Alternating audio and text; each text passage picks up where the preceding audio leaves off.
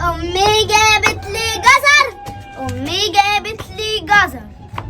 أمي أمي أمي جابت لي جزر. أمي جابت لي جزر. الواحد يتشمس شوية. صح، أنا نسيت أنزل أغسل إيدي عشان كنت بلعب في الشارع. مينفعش هناك.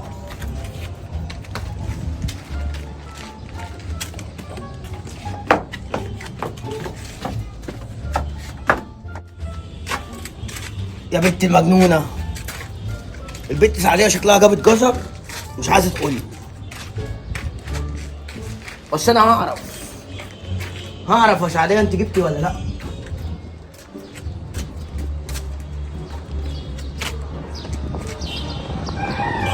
ده إيه؟ دي واقفة في الشارع يا بنت الإيه؟ يبقى تلاقي خبة الجزر فين دي؟ أهو.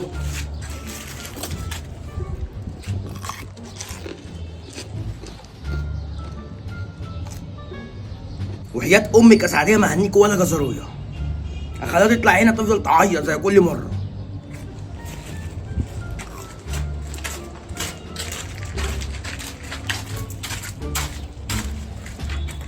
بقول لكم إيه؟ أنا قاعد معاكم هنا النهاردة، سرقت من سعدية الجزرة. نزلت لعبت في الشارع شوية، بعد كده طلعت غسلت ايدي، رحت باكل الجزرية بتاعتي.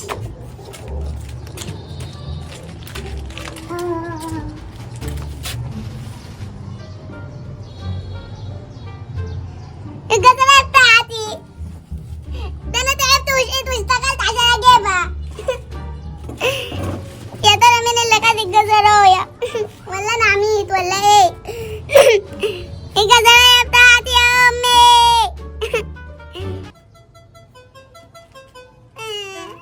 مين اللي خدها؟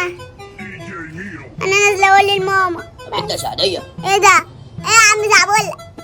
الواد فؤاد ابني هو اللي خالي الجزراية، انا شفته بعيني. امتى ده؟ مغفلة. امتى؟ من 5 دقايق بالظبط لقيته طالع انطلق الى الكرسي، كل الجزراية وطار الى الامام. طار الى الامام. انا نازله اقول لماما بس خليها تموتني.